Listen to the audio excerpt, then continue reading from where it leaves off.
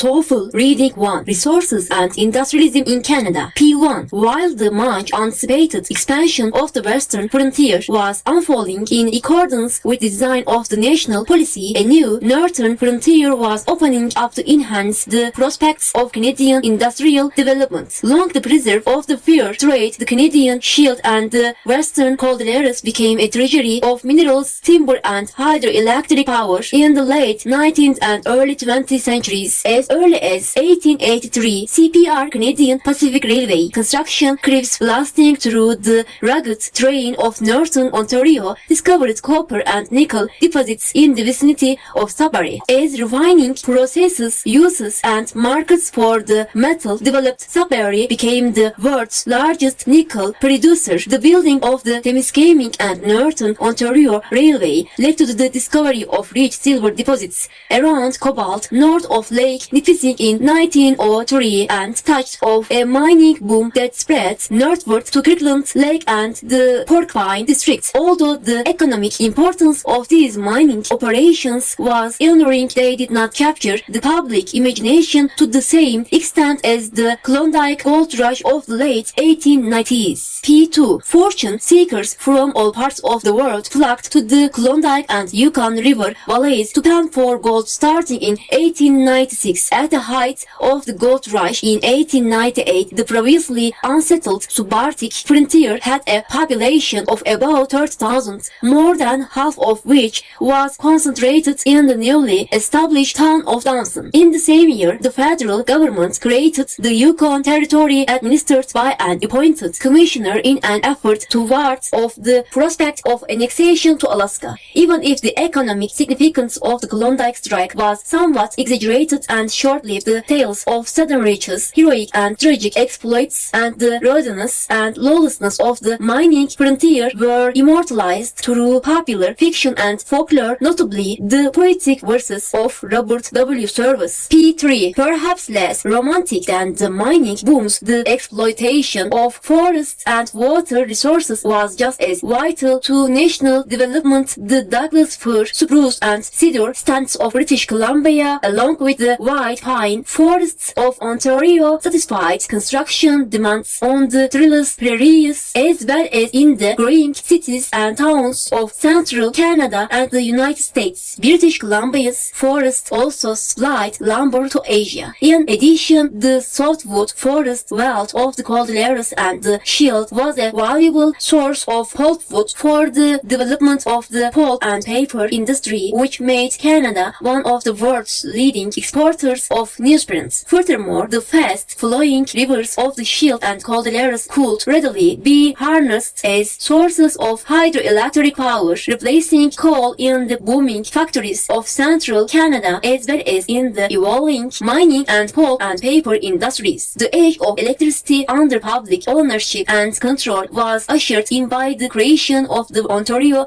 Hydroelectric Power Commission, now Ontario Hydro, in 1906 to distribute and eventually to produce this vital source of energy. P4 Western settlement and the opening of the northern resource frontier stimulated industrial expansion, particularly in central Canada. As the national policy had intended, a growing agricultural population in the west increased the demands for eastern manufactured goods, thereby giving rise to agricultural implements, works, iron and steel foundries, mission shops, railway yards, textile mills, boot and shoe factories, and numerous smaller manufacturing enterprises that supplied consumer goods by keeping out lower-priced foreign manufactured goods. The high tariff policies of the federal government received much credit for protecting existing industries and encouraging the creation of new enterprises. To climb the tariff wall, large American industrial firms opened branches in Canada, and the governments of Ontario and Quebec aggressively urged them on by offering bonuses, subsidies, and guarantees to locate new plants within their borders. Canadian industrial enterprises became increasingly attractive to foreign investors, especially from the United States and Great Britain. Much of the over $600 million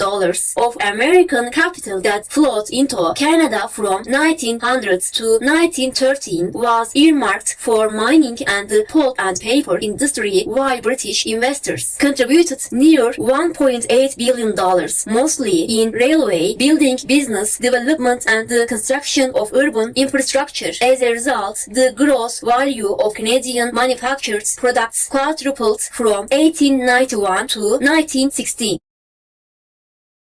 Question 1.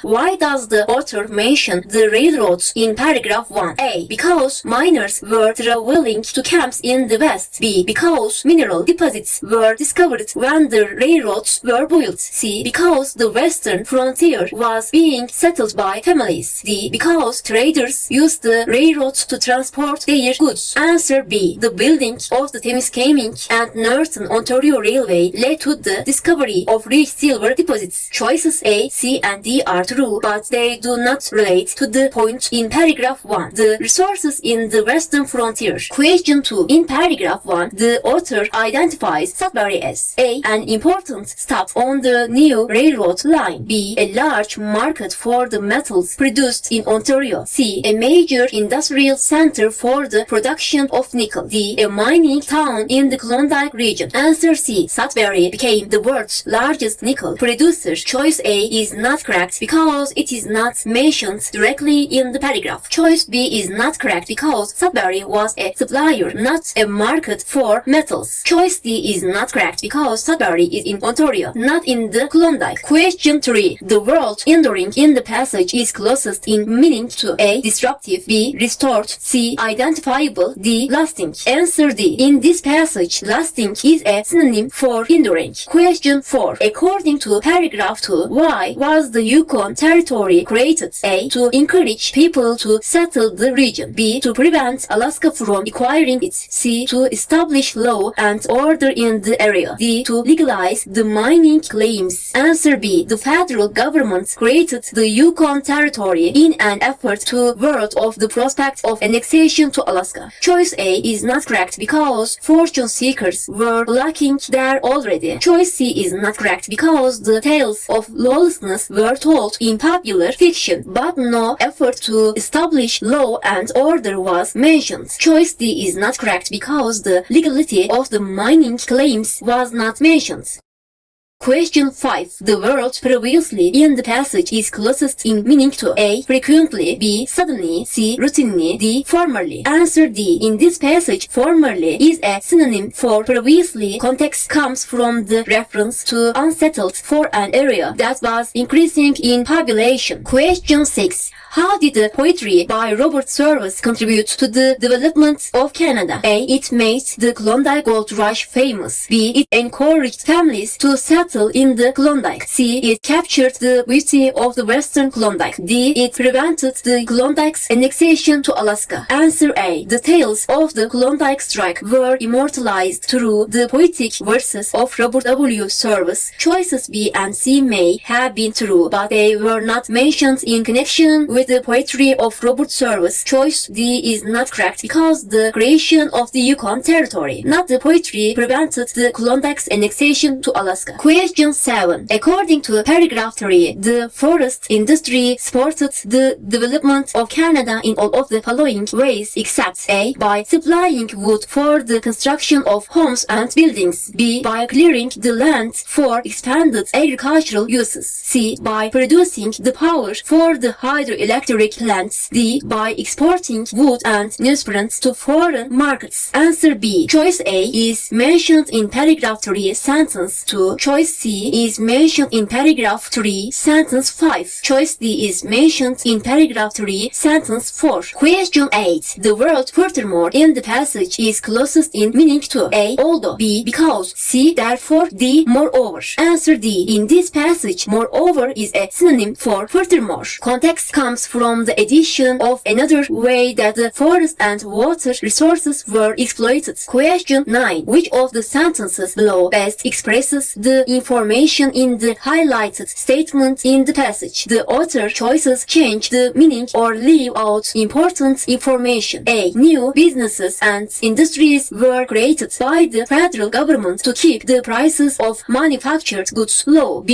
The lower price of manufacturing attracted many foreign businesses and new industries to the area. C. Federal taxes on cheaper imported goods were responsible for protecting domestic industries and supporting new businesses. D. The federal tax laws made it difficult for manufacturers to sell their goods to foreign markets. Answer C. Federal taxes paraphrases the high tariff policies and cheaper imported goods paraphrases lower priced foreign manufactured goods. Protecting domestic industries paraphrases protecting existing industries and supporting new businesses paraphrases encouraging the creation of new enterprises. Question 10. The word them in the passage refers to A. Governments, B. Plants, C. Firms, D. Policies. Answer C. To climb the tariff wall, large American industrial firms opened branches in Canada and the governments of Ontario and Quebec aggressively urged them American industrial firms on by offering bonuses, subsidies, and guarantees to locate new plants. The pronoun them does not refer to choices A, B, or D. Question 11. According to paragraph 4, British and American businesses opened affiliates in Canada because A. The Canadian government offered incentives. B. The raw materials were available in Canada. C. The consumers in Canada were eager to buy their goods. D. The infrastructure was attractive to investors. Answer A. The governments of Ontario and Quebec offered bonuses, subsidies, and guarantees to locate new plants within their borders. Choice B is true, but it is not the reason why British and American businesses opened affiliates. Choice C is not correct because the consumers in Western Canada were eager to buy goods from Eastern and Central Canada, not from abroad. Choice D is not correct because British investors contributed to the construction of urban infrastructure. Question 12. Look at the 4 squares that show where the following sentence could be inserted in the passage. Railway construction through the Kootenay region of southeastern British Columbia also led to significant discoveries of gold, silver, copper, lead, and zinc. Where could the sentence best be added? Click on a square to insert the sentence in the passage. Answer